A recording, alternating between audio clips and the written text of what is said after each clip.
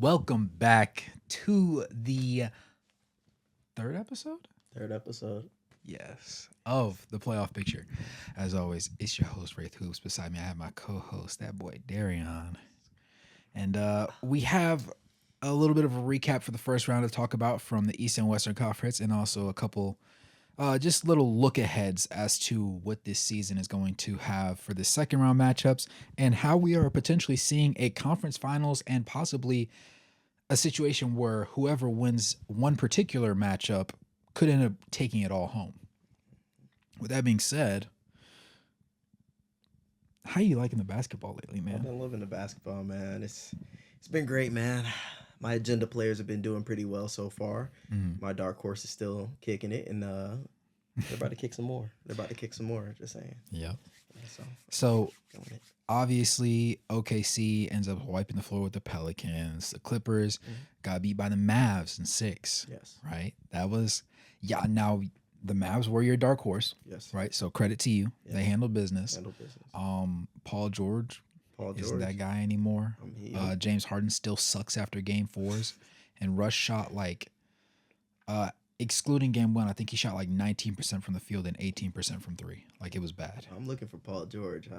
Oh no, I actually seen him on Twitter. He was doing a backflip in the water in Cancun, so that's where he's at now. But Makes sense. yeah, that's where he's at now. Man, the Clippers. I mean, you didn't have your best player. You know, I really feel like you've had a healthy Kawhi. This could have went either way in 7.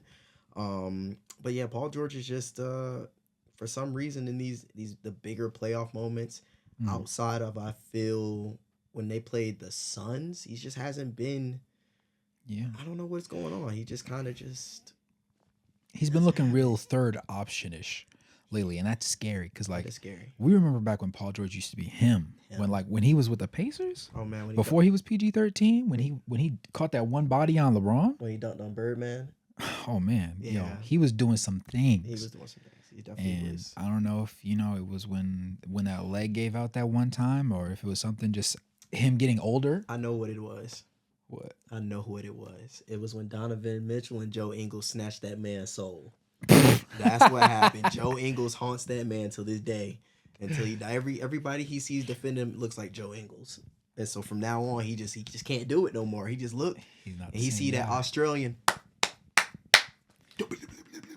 Yo. talking that greasy in his face. So Talking that greasy. that is what is going on, man. He'll It's never Joe let it Ingles. go. It's all his fault.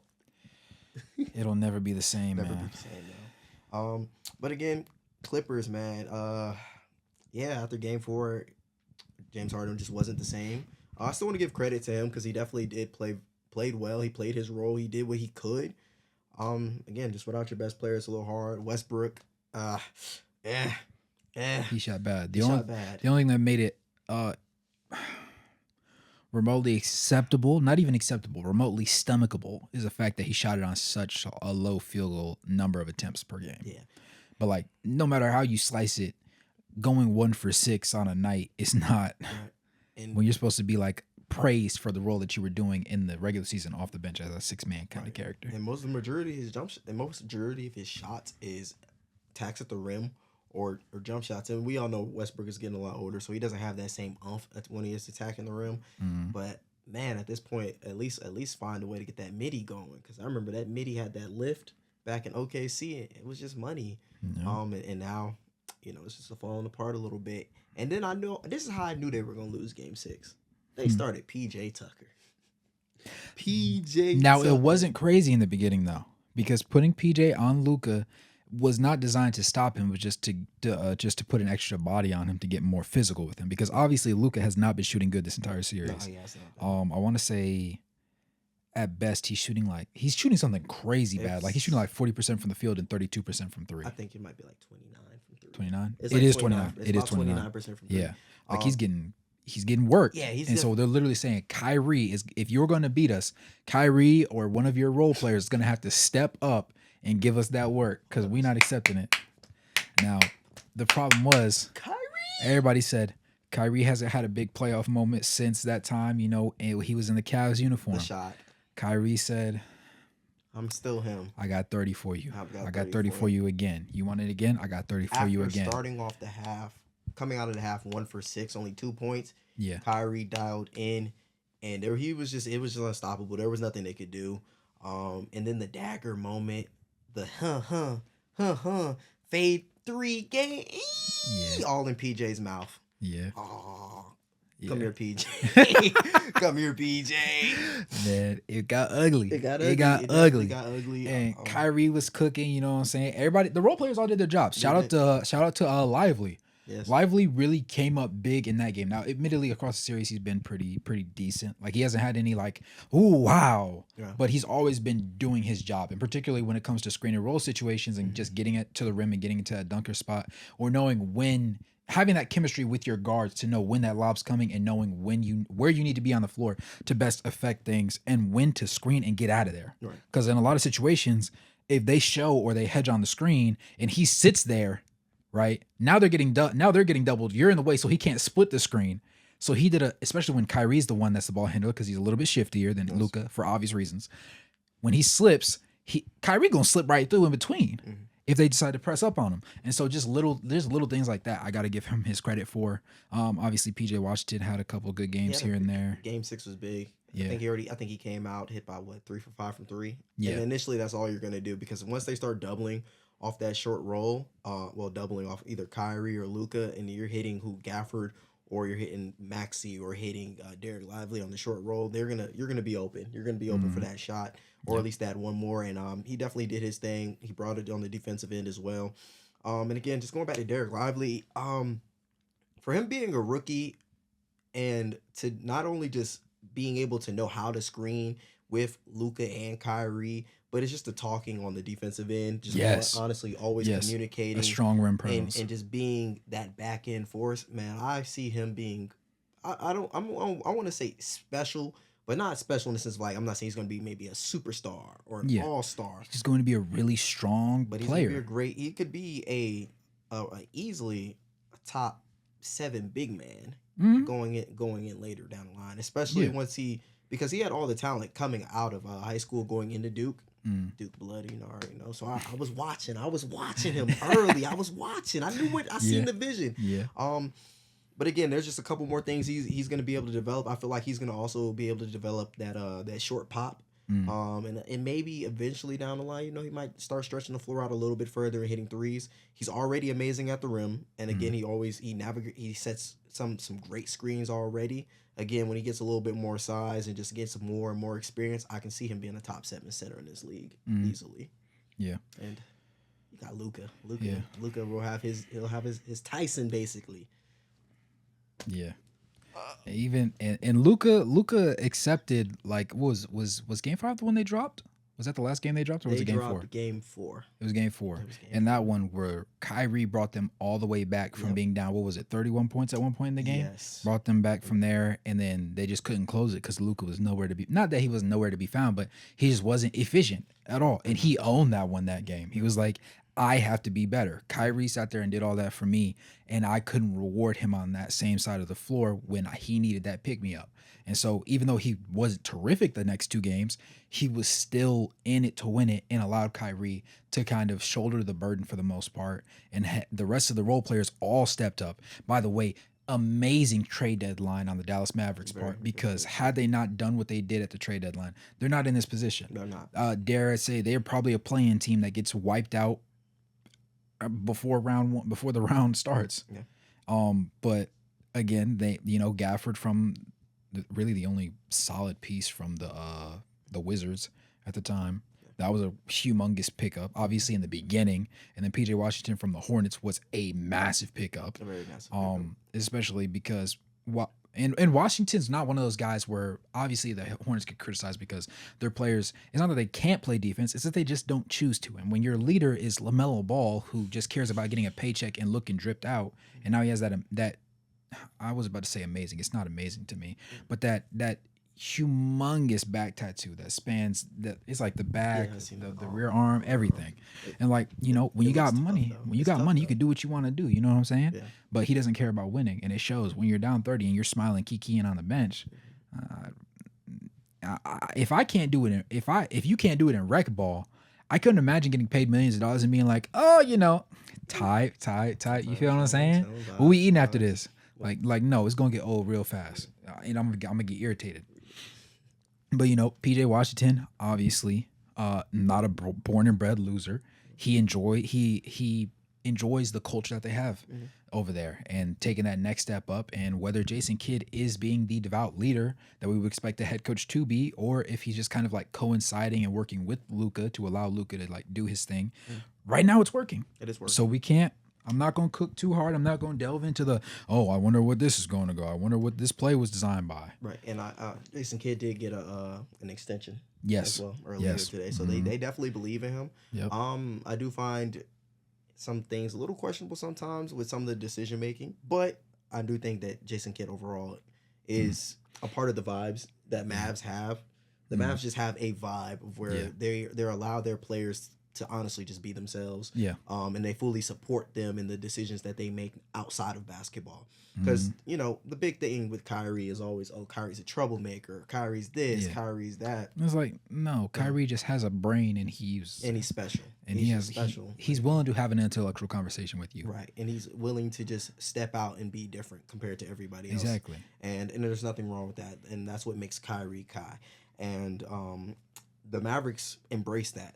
Once they brought him in on the contract. They was like, hey, look, bro, we're going to love you, and we want you to play. We want you to be happy here. And shout out to Mark Cuban, because he's one of those guys, just like Steve Ballmer with the Clippers. Like, realistically, like, even in their sense of things, the Clippers span, it's 5 years now, hasn't it been? This was their 5th year. So it lasted longer than the Miami Heatles. And they have less success than, like, anybody else. They've been together probably as long as the what do you call it? Celtics when they won their chip in, was it 07, 08? I want to say it was season. Like that tenure when you had Rondo, you had Paul Pierce, you had Kevin Garnett. Like it's been it's been all over there. Yeah. And like they just can't be successful. And it's the thing of not so much as fit, but more so the injuries. Because like Kawhi is arguably a top 5, top 7 player in the league when healthy. Yes. He played a lot of games this season. He definitely did. They shut him down in April. He came back in game 2. He was not at 100%. You could see it. He wasn't moving right. It was actually hurting the team when he was on the floor. Oh, wow. And so they had to pull him out. And then they tried again in game 3. It didn't work. And then they were just like, hey, we can't even do it. And it's like, if this is the story every single year, he's only had one healthy season, and that was the bubble season. Actually, in the Clippers uniform. No, there was another season. What was the other one?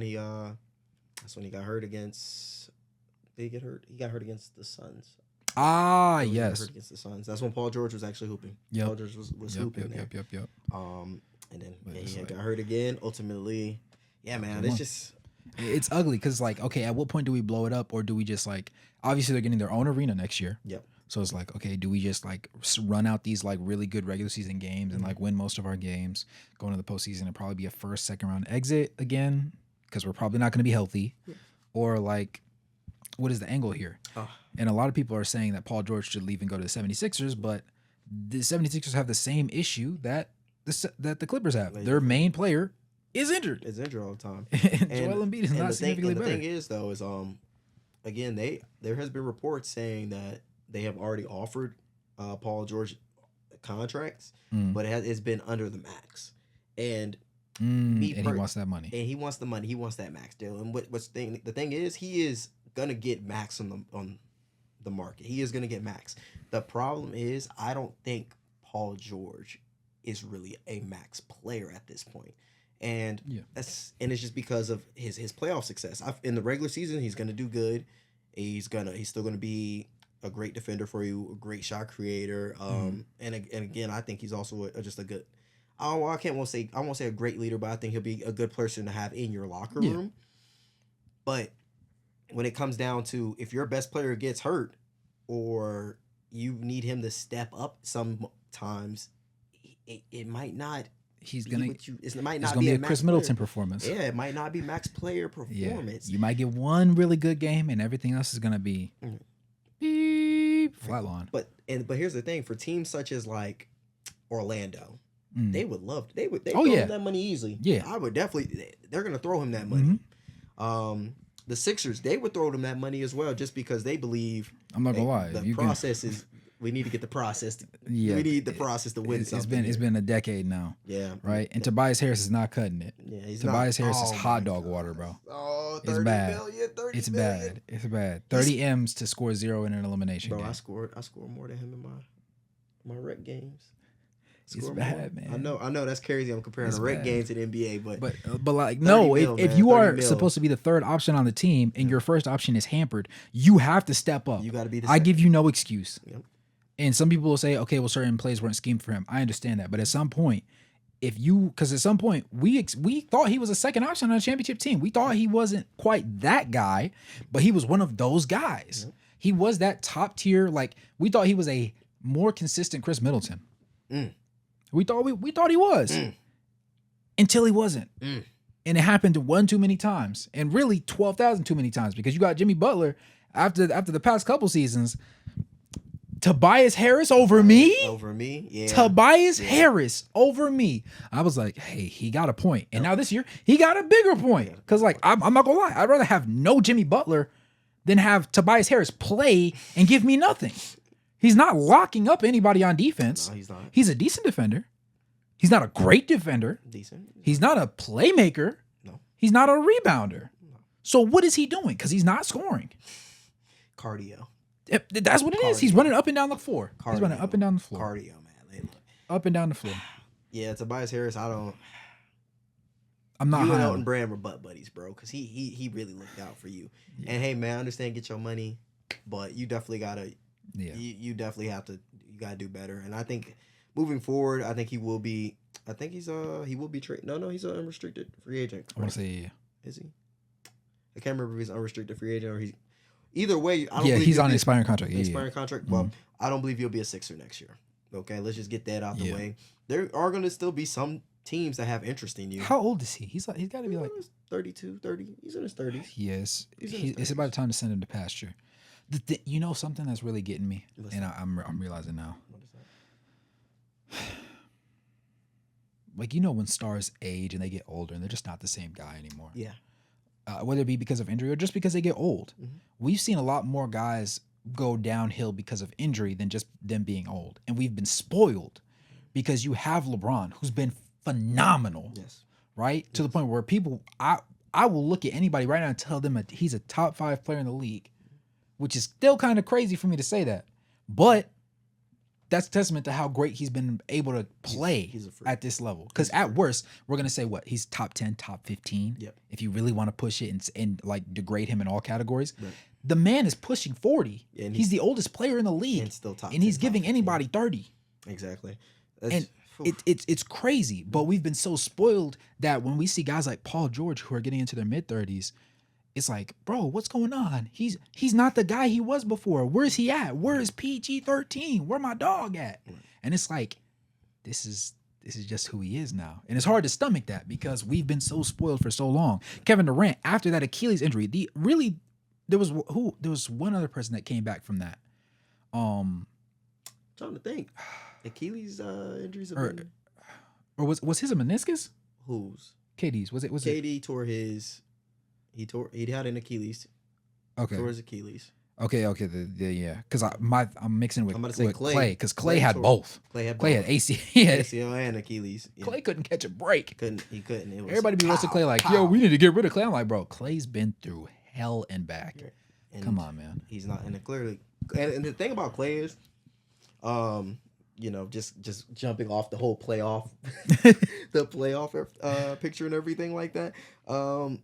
Clay came back, and of course he didn't look the same. But even throughout this year, obviously Clay was not who he usually was. But it was just really the role and position that Clay was in. Yeah. If Clay was just a 6-man on any other team, or just the 4th best player on a team, Clay's numbers would be looked at like, oh my gosh, he's a great season and everything. Exactly. And so, testament to Clay that he battled back and became still who he was. And of course that kind of helps out when you're not really dang, I can't just get the word out my mouth. Pause. No Diddy.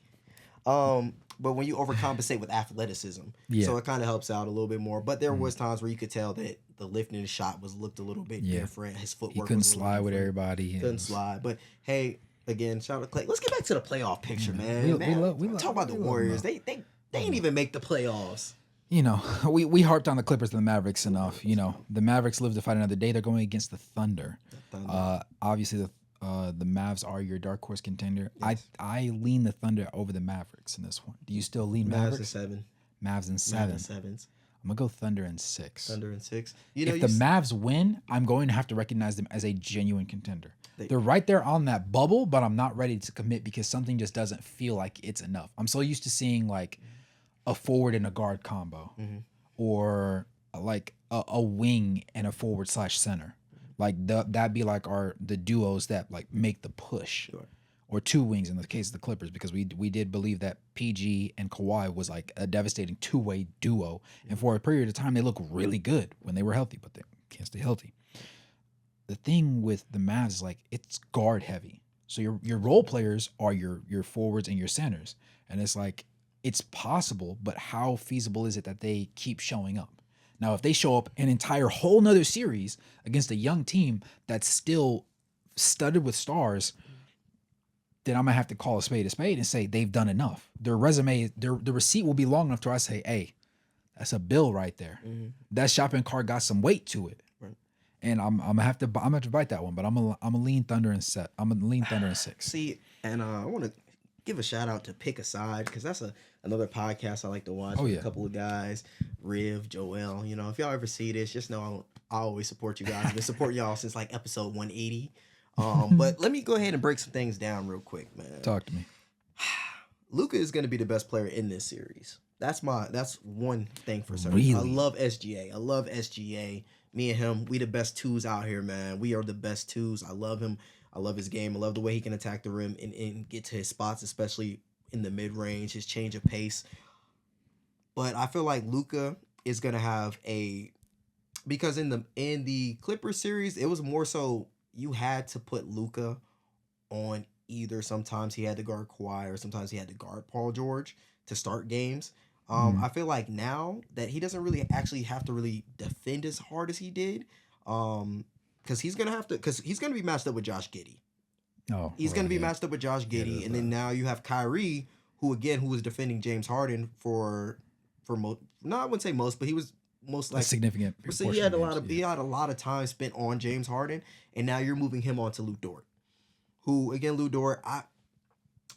on the defensive end, yeah, Lou Dort's gonna bring it to Kyrie, but now that Kyrie doesn't have to bring so much pressure on the defensive end, it's really just going out there, and I think he's gonna fry Lou Dort. I think Kyrie's gonna fry him up.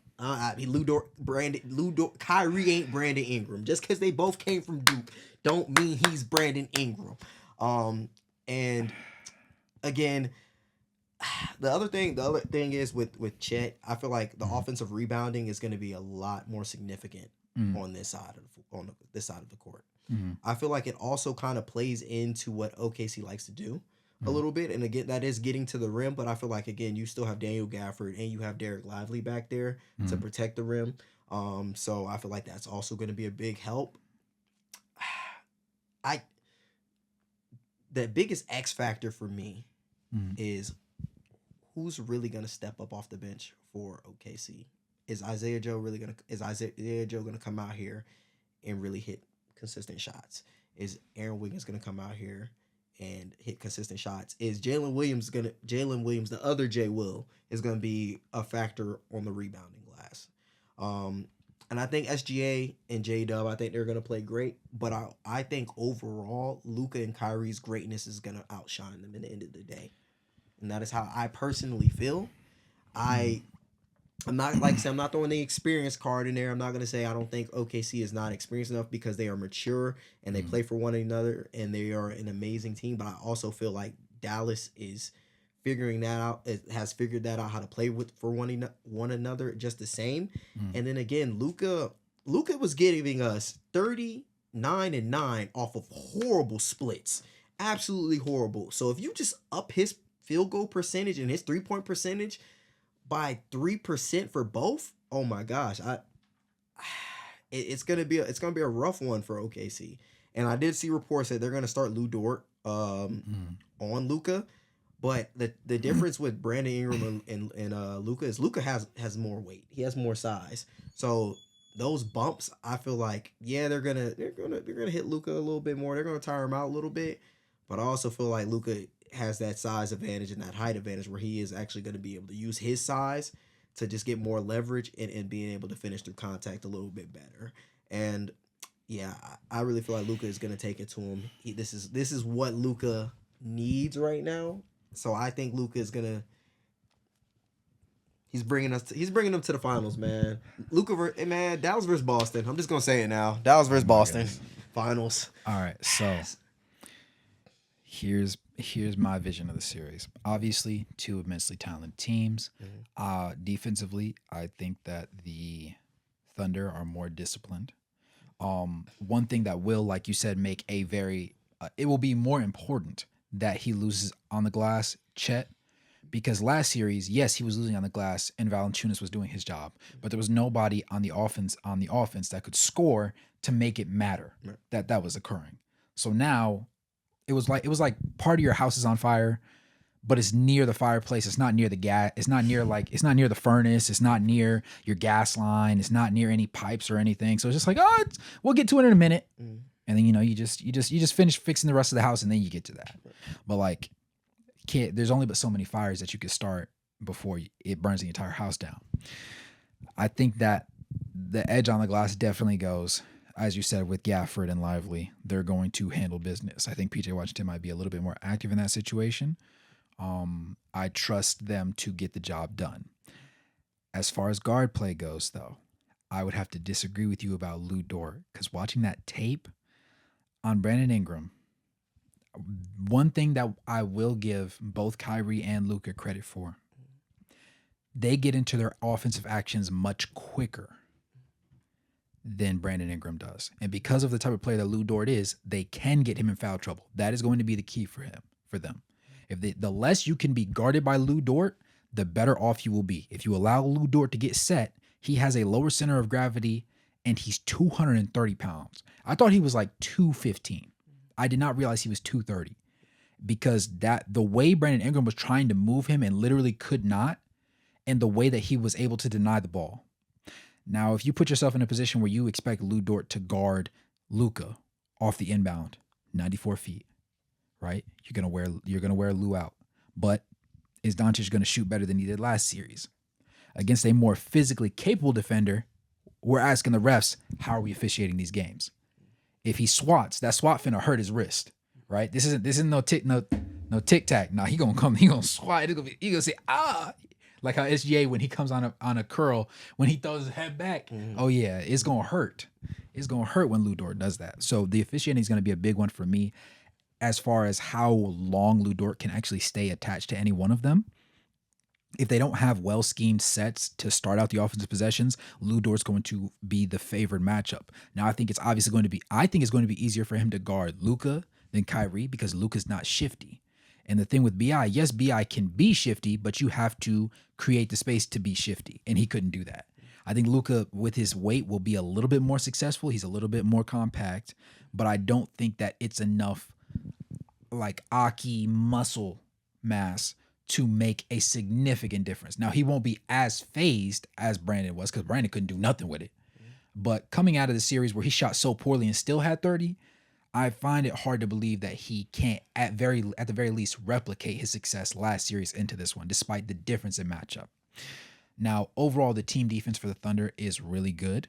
Obviously, it's not the best that belongs to the Timberwolves, but I still trust them to do like a lot of things right. And because I think that Luka will struggle on offense, to at least from an efficiency standpoint, SGA will end up being the best player on the court.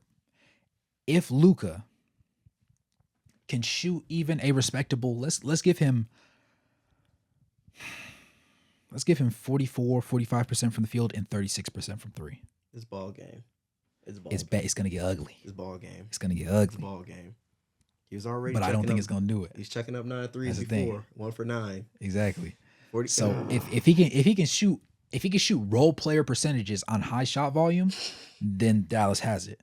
But I don't think that's entirely possible. I don't think it's not impossible. I just don't think it's extremely likely, considering the way I've seen Lou Dort play defense, and in the situation where SGA does end up getting locked on either one of them. I think that that's going to be a very interesting matchup. I want to see SGA and Kyrie go at it. I really do, because it's gonna be interesting. Obviously, there's a lot of length and height differences, but you have the best ball handler and arguably the best two-way guard in the league.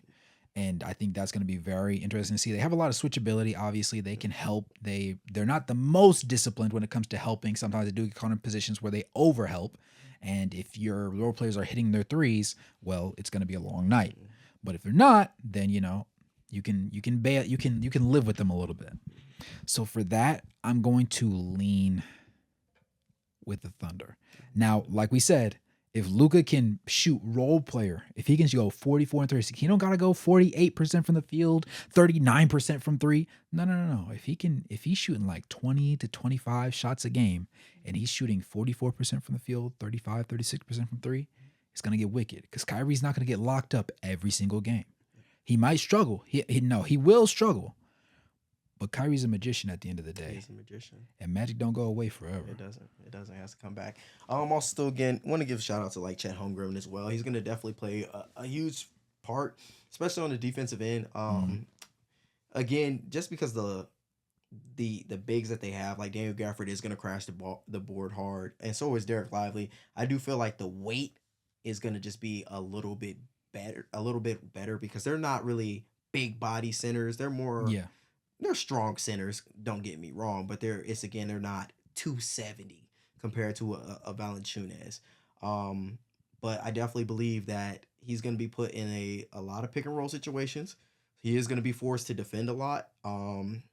So I really hope they don't run him a lot in drop. If they run him a lot in drop coverage, I feel like Luka and Kyrie are going to feast. They're going to feast on that. They're going to run a lot of drop coverages. I really see. And then a lot of things that they were doing that Lou Dort was doing, especially when he was guarding Brandon Ingram, was going a lot under screens a lot on BI. And I feel like he can't go under a lot on Kyrie and Luka, because if he's going under on them, they're gonna stop and pop. Yeah, it only takes 2 makes before you're fried. And if they get hot, it's gonna be a long night. It'll be a long night. And again, I think the spacing by OKC is gonna help out a lot. I can definitely see the Mavericks trying to go a little bit smaller against them, especially if Chet gets hot from three. And so you might see. I don't know if Maxi Kleber is healthy to play, because I remember him getting hurt. Yeah. So he might not be playing. So they're probably just gonna stick to Gafford and Lively for majority of it. But I think Lively is probably the best. Lively is the best pound for pound and from an athleticism standpoint matchup to go toe-to-toe with Chet. Gafford can wear him out because he's a little bit less wiry. He's got a little bit more density to him. And when it comes to cleaning up the glass specifically, he's better at that. Defensively, he's going to have a little bit more trouble guarding Chet. Yes. I trust Lively more because Lively has the range that Jackson Hayes has, but he has more intelligence than Jackson Hayes has. Hayes? Yes. Jackson Hayes is like 6'9". Still. Derek Lively's 7'1". Still. No. Length. Do never compare. Height, never compare. length. Never, ever, Length. ever. Length. You put nah, bro. You just put length. You just put a Happy Meal next to. All right, calm down. That's crazy. Meal. That's crazy. Next to Red Lobster. Like, come on now. Like, don't ever do that again, bro. Jackson Hayes. Hayes. Imagine Jackson Hayes' length, his athleticism, but with an actual basketball IQ. All right, bro. That's what I'm saying. All right, so I try to imagine it, and I still see a bum. Oh, wow. That's crazy. You know why? Because his name's Jackson Hayes. Like, stop it now. Jackson Hayes. Jackson Hayes. Bro, Jackson Hayes is literally one school year away from being a solid role player.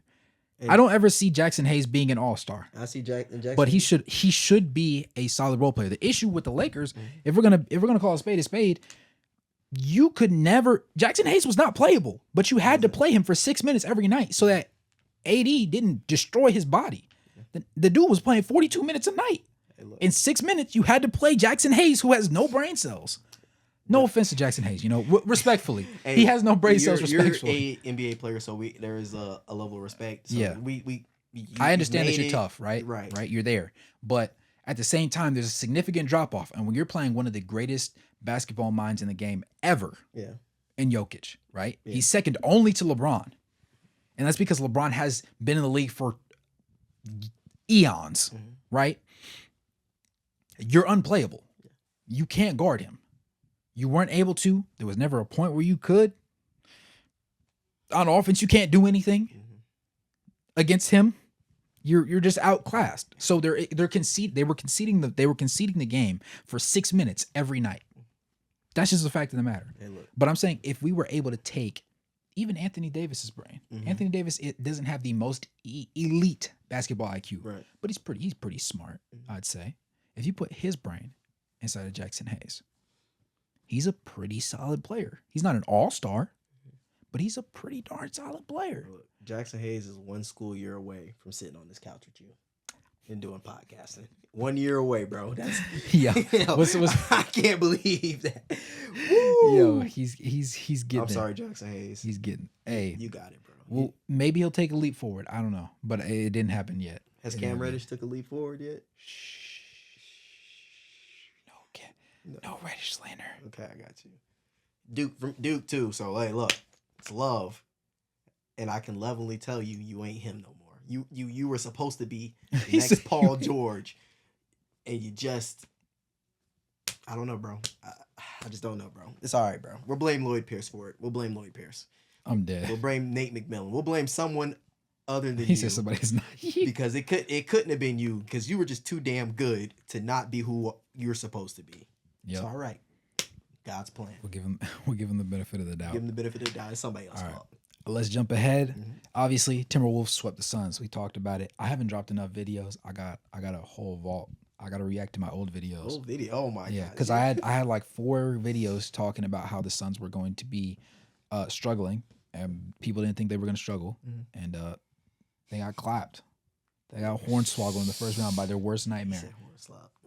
It got bad, but the Timberwolves are now going on, and this was actually the matchup that I was talking about. The Nuggets beat the Lakers, so you have the Timberwolves and the Nuggets, and honestly, they're the two of the most disciplined teams with two of the top 5 players in the playoffs right now. So I think that whoever wins this is going to be the front runner for the championship. Because to me, this is a conference finals matchup. This is the number 1 defense against the most disciplined fourth quarter offense. And the Nuggets defense is not to be slept on either, just like the Timberwolves offense. Because everybody was like, oh, Timberwolves, they can't score like that. They sat there and locked up Kevin Durant, Bradley Beal, and Devin Booker across 4 games, scored. Did they have a game where they scored more than 120? I don't think they scored more than 120. I think the most they scored was 116, one game. I thought it was 117, their last game. Okay, last then yeah. game. They never scored. They've never hit 120, and they shackled them the entire series. So they didn't have immaculate offensive game. They just put you in a torture chamber and turn the gas on. Yeah, it was over with. So it's obviously game 1. Talk to me about your thoughts on that one. So game 1. So when I was first watching game 1, Anthony Edwards was on one. He Right came out out the the gate. Out the gate, he was cooking. Mm. Slowly down the line, when we got into the fourth quarter, he slowly kind of turned it. No, I wouldn't say wasn't trying to turn it down, but he definitely wasn't As aggressive with it. As aggressive was it? It's because Nas Reed really stepped up big for the team, and man, the Timberwolves they're here to play. They're definitely here to play. They definitely are doing a very great job of just switching bodies onto Jamal Murray, kind of just giving him different looks, different length with Jaden McDaniels, Anthony Edwards, and even sometimes Mike Conley guarding him. Yep. So they're definitely doing a very good job. Bro did not score in the first half at all. No, he didn't. He was putting in that death chamber. They put that seatbelt on him and tossed him in the ocean. But again, Jamal Murray eventually did get it going up in the second half. And also I want to give a shout out to Rudy Gobert and Karl Anthony Towns as well, and Nas Reed just being very disruptive against Jokic, because I believe Jokic he didn't really shoot he didn't have a great start going into the fourth quarter. I believe he was like 9 for 22-ish, and then ultimately he kind of finished the game a little bit better. But the thing I want to see just a little bit more from Jokic is just early on in the game, just go ahead and be more aggressive. because Karl Anthony Towns is going to get in foul trouble easily. He finished the game with 5 fouls, and Mm. then that's when they had to insert Nas Reed. So I Yeah. just want you to I wanted him to kind of go on the attack earlier, so he can Mm. not worry as much about the presence that they're going to be of Rudy Gobert later down in the game. Mm. Because if you're going at Rudy Gobert, you can get him 2 fouls early. All right, it kind of helps you out, and then you can kind of go back to the game you were playing. But I feel like he just needs to be aggressive early and kind of take it to them before they take it to him. Mike Conley still solid as ever, just being a solid point guard, doing what he does. Jaden McDaniels, you have to be more often. I know defensively you are doing an excellent, amazing job, but you're gonna have to hit shots. You're gonna have to hit shots Yeah. because then if you're not hitting shots, they're gonna just kind of switch the matchup on you on who's guarding you, and kind of sometimes they'll probably put, they'll take the risk of putting Jamal Murray on you. I know that there's a big size and height advantage, but Yeah. hey, if they can hide Jamal Murray, give him some more legs so we can play more offense. You need to be better. You have to be better offensively. Mm. You have to hit your shots, and continue to open the floor up. Karl Anthony Towns got to stay out of foul trouble. It's crazy. It's just ticky tacks. It's little these that blah like, Yep. and it's just not sliding your feet properly, which I do understand. You are a 5 playing the 4. So even being matched up with a guy like Aaron Gordon, who isn't the elite scorer, but even still, when he attacks downhill, he is still quicker than you. He is a little faster than you. Mm. And it is a bit different from saying like guarding KD. Not discrediting what KD does as an offensive player, Mm. but KD isn't the guy anymore where he's trying to hit you with moves and he's getting downhill. He's hitting moves and he's going into a pull up jump shot for Exactly. most majority of it. Now you Mm. got a guy who Aaron Gordon is. It's either he's gonna take maybe 2 3 threes a game, and then majority of his shots are gonna be at the rim trying to attack. Mm. So it's just little ticky tack fouls that he just needs to kind of watch out for.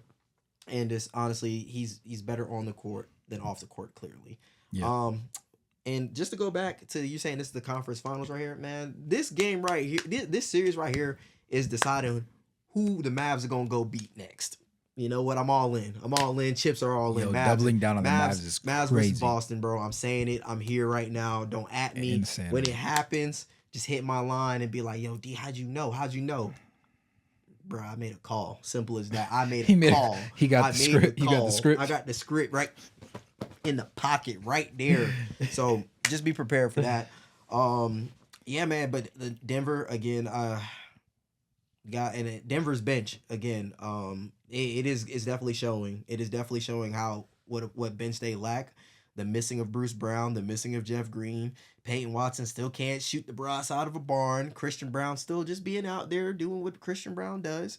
Mm. Um, Again, they do both give great effort. Peyton Watson is a good defender. I can see him being a pretty great defender later down the line Yeah. in his NBA career, but you just need to hit shots. I remember the whole fourth quarter, I believe, they played their starters from well no, they actually took actually my apologies. Let me go ahead and cop my apology plea. Reggie Jackson, you did Yeah. something in the first half, bro. Like I ain't even gonna lie, bro. I He was was on standing on business. he still yeah, he came out there and was getting some stops, hitting a layup or two. I was like, Reggie, Reggie, I just called you wash. Did you watch? You must have watched because you came out there, had some energy, and that was truly needed, especially when everyone else was. You pretty much had to keep everyone else in except for Jamal Murray, who was still coming off of injury.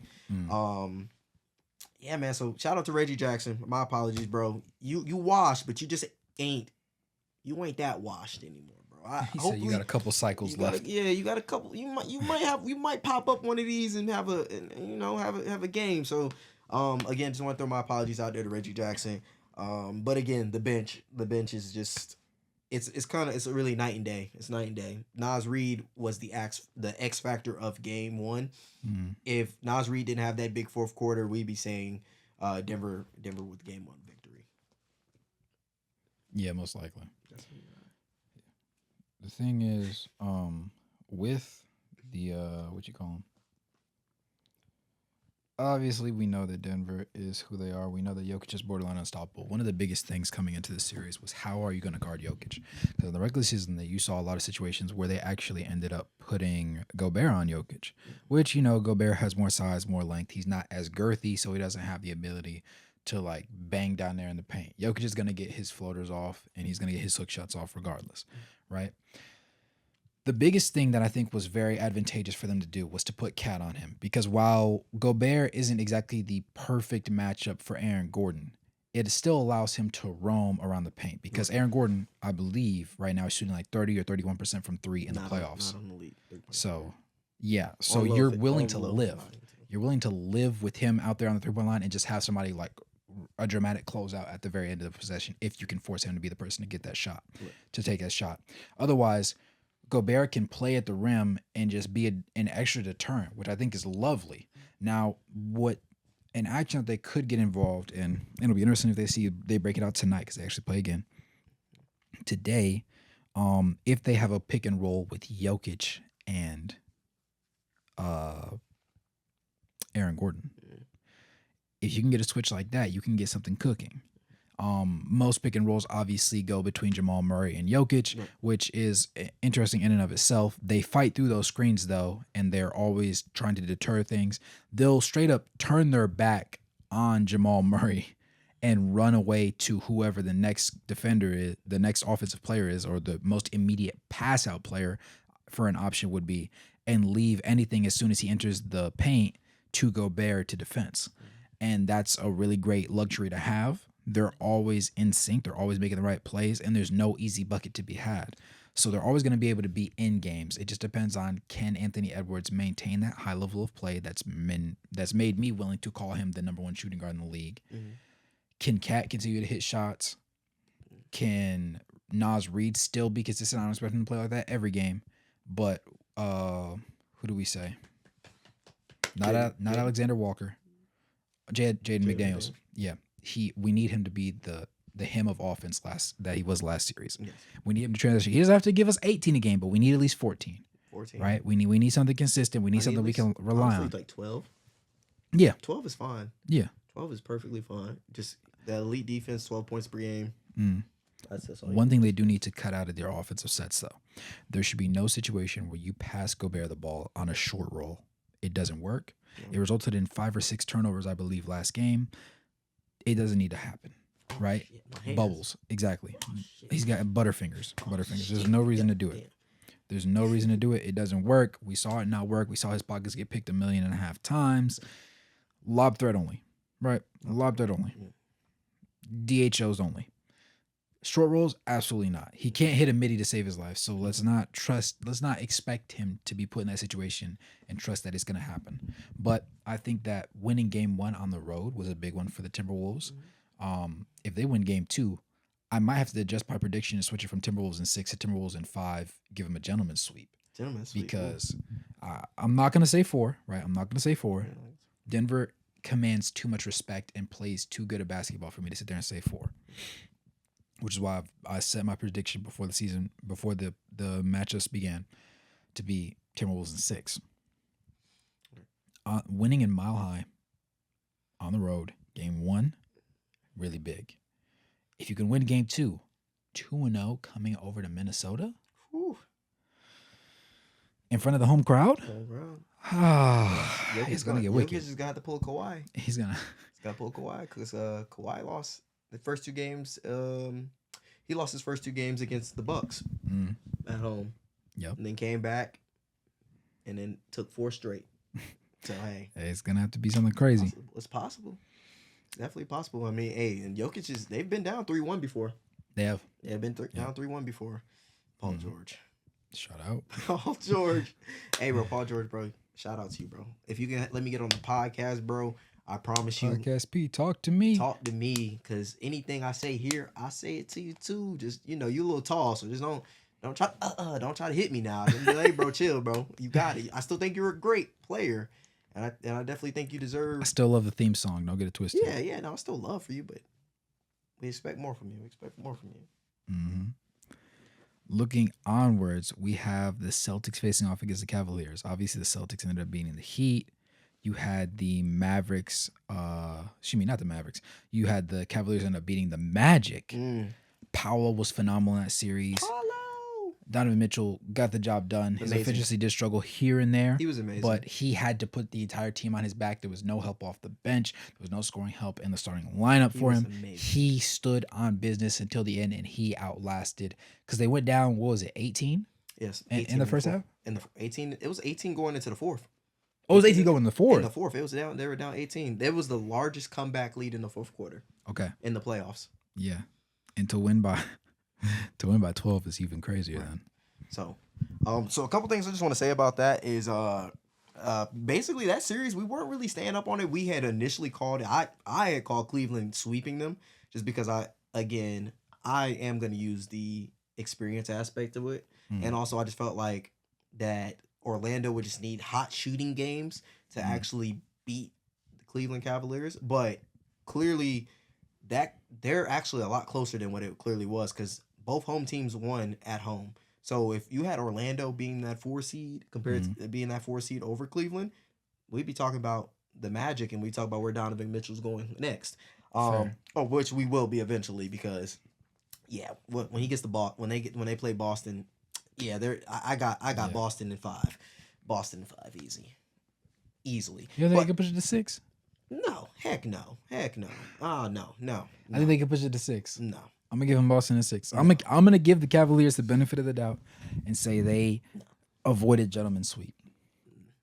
Now, if the first two games they get pieced up by 20 in both They're games, getting pieced I up. might have to say they're And Celtics in full. one thing is Jared Allen isn't back, and I think that's also what played a big part in the overall series. Mm, But again, just with Boston, their defense is in. They're not only is they have an elite defense, but they have guys that can hit jumpers. true. Um, and that's what Orlando struggled with. They don't have floor spacers around Paulo, and I don't see Jalen Brown coming out and playing as bad as Franz did because Franz Bro, 1 of 1 15 of 15 was is crazy. insane. Franz got that call. They say, yo, man, look, Donovan, man, look, he trying to go. We throw you extra 15 on the check, bro. Bro. Just do something for us, 1 bro. of He 15. 1 for 15, 6 points 6 points, 6 is rebounds, and I believe 6 assists. Six, bro, six, that is six. that is Hey! diabolical. He knew it. He knew what it was. That is absolutely diabolical. It cannot be excused. Like Clay had a bad performance, right? Yeah, Who do we just talk about that had? Westbrook's had bad performances. Bradley Bill. Bradley Beal's been terrible. But this Franz has been bad this 1 of series. 15 is insane. Franz has been bad this He did everything that Paolo did right, he did wrong, which gave them a net of 0, a goose egg. But I will say this though, Franz did have a great game 3, and he after outside of game 3, he did play decently at home, but now there's questions. There's definitely going to be questions around Orlando. I get it, it's his first playoff series, so you're not gonna be like, oh, let's just throw Franz out of here and move on from him. But there are definitely going to be questions going into next season.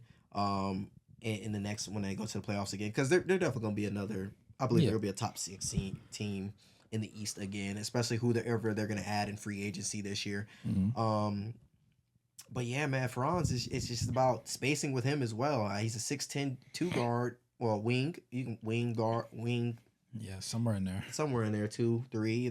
Obviously you can play him at the 4 because he's 6'10". He's not he's not a scrawny guy either. But it's just about his spacing. Can he become a shooter? Because I did check. I believe he was like a 28% 3-point shooter on the year, Yeah, and nasty. and if you're gonna be playing next to Paulo, who showed not only he can create for himself, but even at Duke, I even when he played at Duke, I already had seen like, oh, this guy not only can he create for himself, but the passes that he was able to make at Duke that just were kind of overlooked going into the draft. I was just like, yeah, he's a true number 1 on a contending team down the line. He can create for others. He can make those reads. He can make the skip passes. Again, he's just young. He's young, Yeah. so with more time, more experience, the game is gonna eventually slow down, and it's just all about putting guys around him that can just space the floor. Jalen Suggs, most of the games that they won, Jalen Suggs shot the ball very well. We need more consistency out of Jalen Suggs. If Jalen Suggs can continue to be that lead point of attack defender on guards, and Mhm. also continue to just hit threes at a more efficient level with a little bit more volume, hey, staple. We keep him there. We can go ahead and add another wing alongside Franz and Paulo who can also stretch the floor. Boom. Now you have Jalen Suggs hitting threes. You got hopefully Franz can step it up. And then you have another guy, and then you have Paulo, and then if you want to keep Wendell, that's fine. You want to move Jonathan Isaac to that 5 position, he can play it. doesn't matter as well. Oh Or yeah, he shot good from three and as he well shot this pretty year. decent He finally well. he had himself. They couldn't play him much in the regular season on Yeah, a consistent basis, but he injuries. found a useful niche area Right. for He himself. he kept his defenders under, and if he was the primary defender, he was keeping guys under 30% from the field. So Orlando has a lot looking forward. Again, just Franz, you just gotta be a little bit better next time. And then also, I feel like in one of the game situations, Franz did. It was game. They were in Cleveland. It was game 5. It was game 5 in Cleveland when Paulo had a wide open three. Franz forced the action and was again blocked by Evan Mobley on the closeout. It's again, you just got to kind of just be able to recognize there's two on you, and you can just make a jump stop to a wide open player. So again, Franz, we'll be a little harder on you, but hey, I definitely believe that you can still make it. You just got to improve that 3 point shooting percentage and just continue to play with confidence, man. But Cleveland, Donovan Mitchell was carrying. He did his best impersonation of AI in 2001. Yeah. That man put the backpack on and said, how far up the mountain we climbing? How far up the mountain we climbing?" Yep. Because he was carrying. Evan Mobley, offensively, you look like a disaster. You look. He You was don't. bad.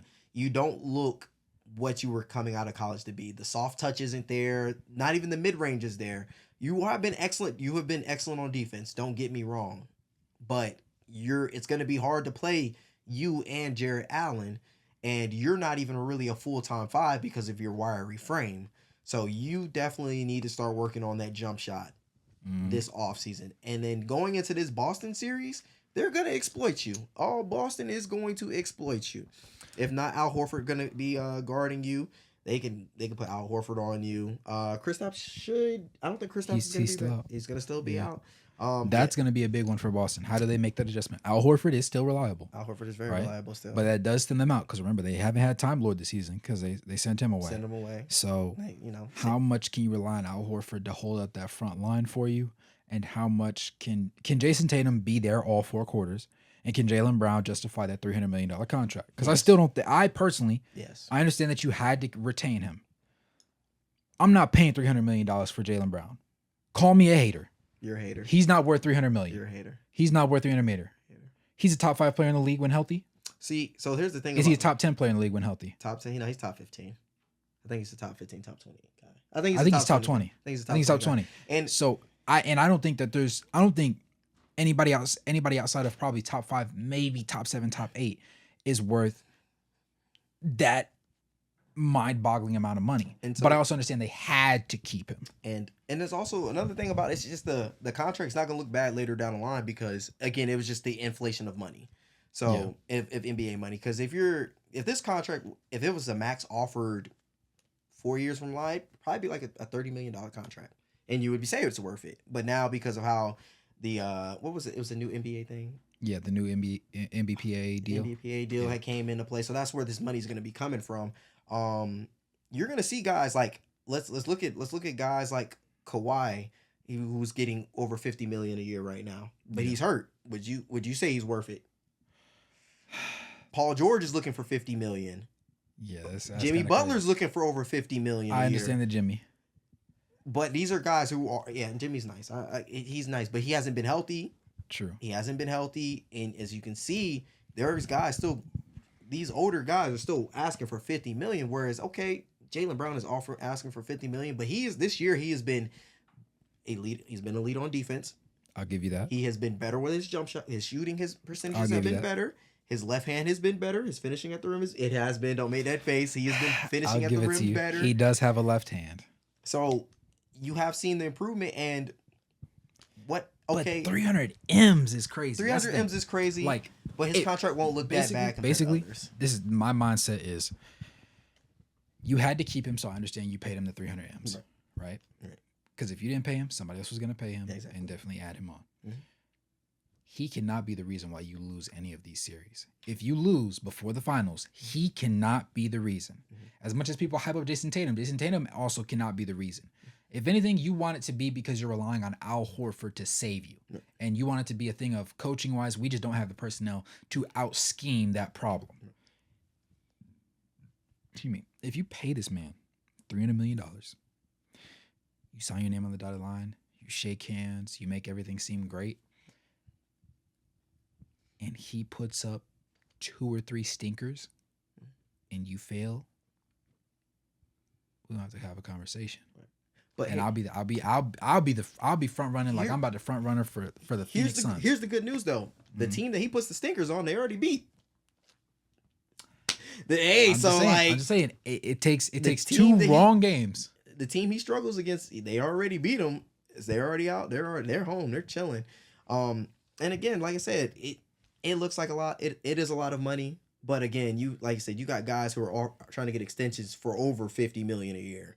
Yeah. Jimmy Butler's looking for 113 over 2 years. So what? That's over 50 something million. That's 56.5. That's 56.5 million per year. Yeah. And I personally don't think Jimmy is worth that 56.5 million. Only on the Heat. Only on the Heat. That's the only team that it makes Paul sense. George is trying to look for that max. Definitely not worth it. But somebody's gonna pay him. But someone's gonna pay him, and it's like, would you rather have Jaylen Brown right now or Paul George? And if I'm that Clippers team, I'd rather have Jaylen Brown. Yeah, I'd definitely rather have Jaylen Brown. Younger, healthier, more reliable.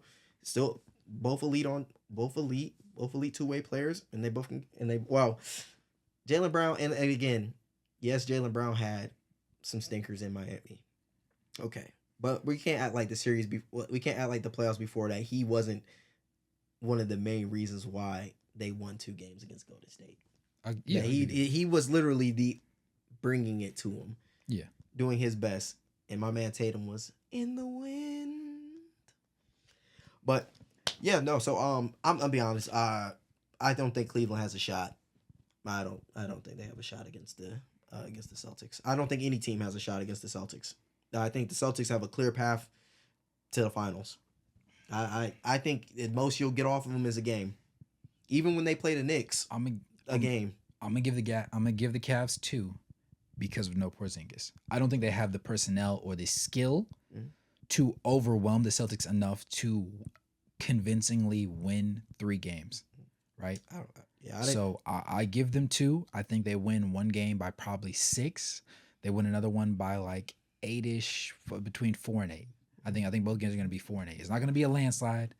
It's not going to be them getting waxed. It's just going to be like a calm little, just getting it handled, getting it done, getting it out of the way, basically escaping with a win. Everything, all the cards line up right, the stars align, and you make it happen. Just 2 times. Okay. But those 4 losses. Yeah, so it's gonna be. So I give my numbers. All right, go ahead. Game 1, 20. Game 2, Game 2, 18.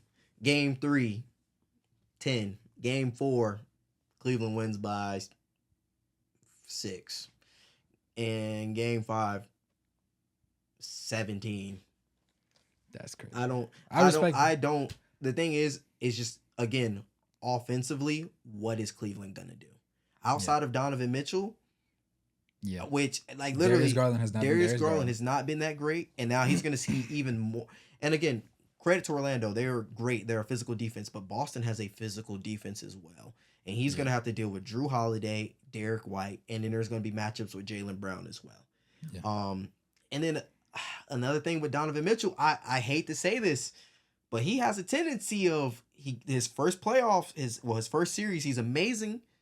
And his second series, he flames out. He kind of flames out a little bit, just a little bit. And against this Boston team who is just overly talented, and I feel like they really have a hunger. And Miami did beat them 1 game, but Miami had to shoot historical from 3 to beat them. Yeah. So if it was funny because that happened right after he said the Miami Heat can shoot 100% from the field and 100% from 3, and they still won't win. Next game they won.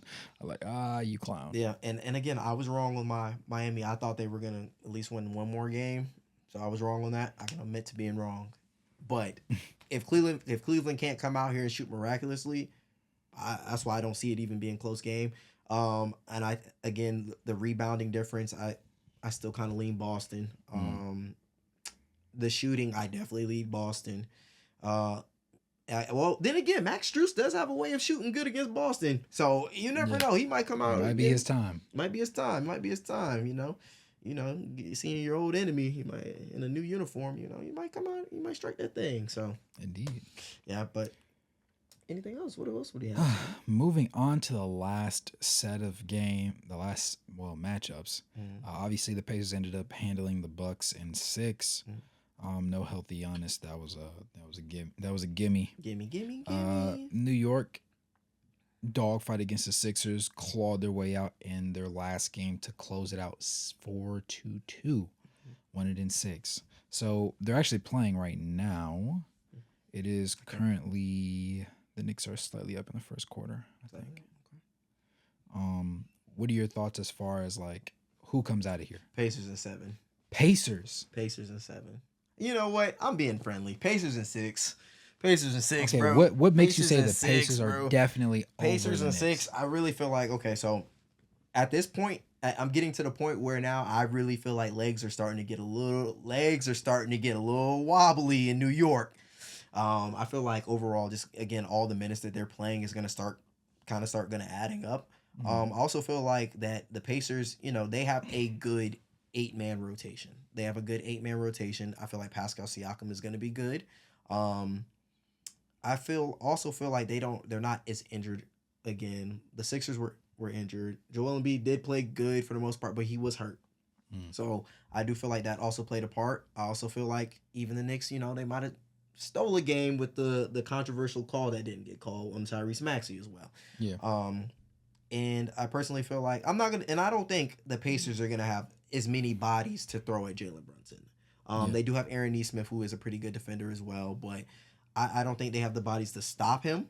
But honestly, in a fair shootout, I have to lean the Pacers personally because again they have so much offense. And then again, Tyrese Halliburton is the engine running that offense. I think Jalen Brunson is going to be amazing this series. I think his efficiency is going to go up as well, just because again the defensive pressure that he's going to receive isn't going to be as severe as compared to the Sixers. I do feel like the rim protection might be a little bit better with Miles Turner, just because Miles Turner again is more healthier, but he doesn't hit the glass as hard as Joel Embiid does. So I could definitely see the Knicks getting that factor. And again, like I said, my biggest thing is just gonna be the stamina. How much wind are you guys gonna be able to give out? Because you guys were just coming off playing 48 minutes a game. That some like 48, 50 minutes per game against a injured Sixers team where every game was a tough one. Now you're playing a bit of a healthier team. They feel they have their confidence after just beating the Bucks, regardless if the Bucks didn't have Giannis, didn't have Dame. They're having confidence. And I think Pascal Siakam is just gonna step up again and just be big for them as well.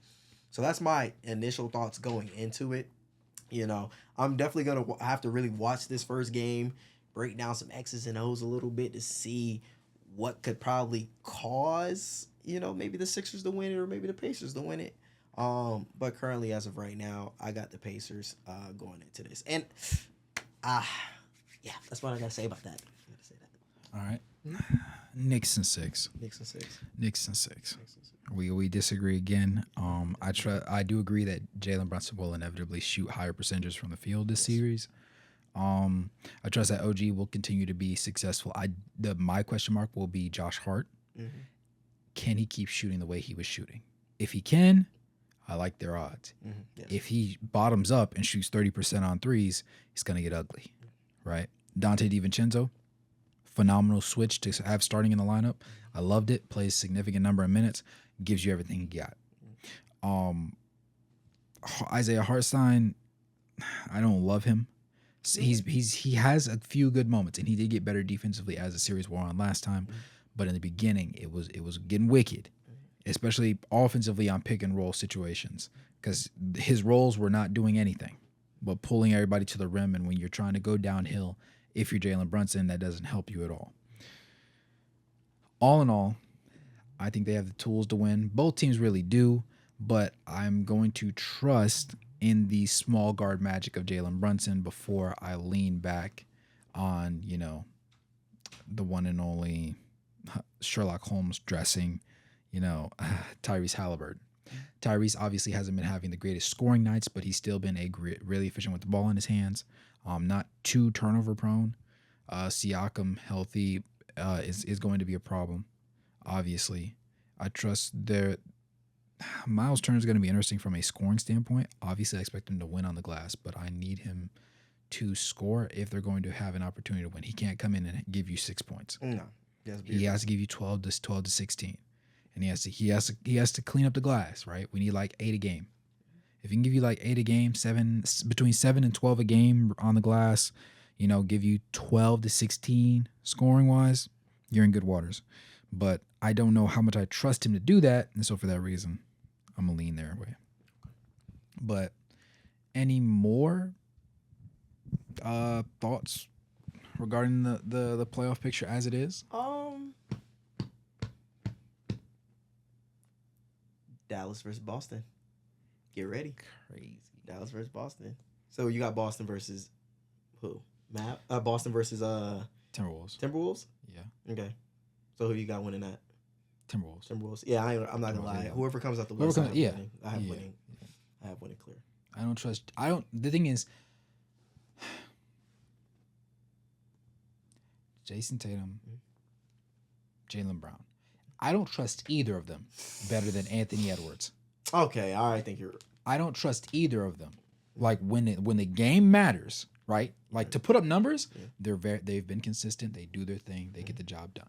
But when it really comes down to it, they had way too many fourth quarter collapses.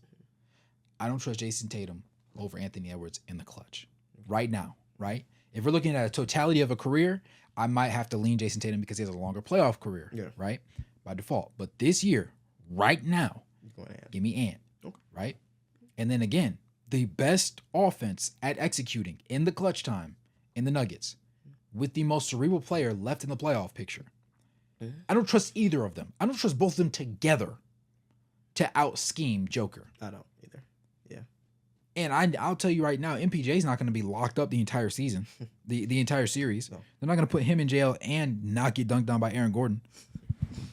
Pick your poison. Yeah. And then, if they see Luka. And then when they see Luka, Luka's Luka. Lucas. What the hell is Kyrie? No, don't do that. Don't hate on Luka and Kyrie. I'm not hating. I don't want to throw this. I don't want to throw this great duo out, but this is kind of very similar to LeBron, Kyrie. Huh?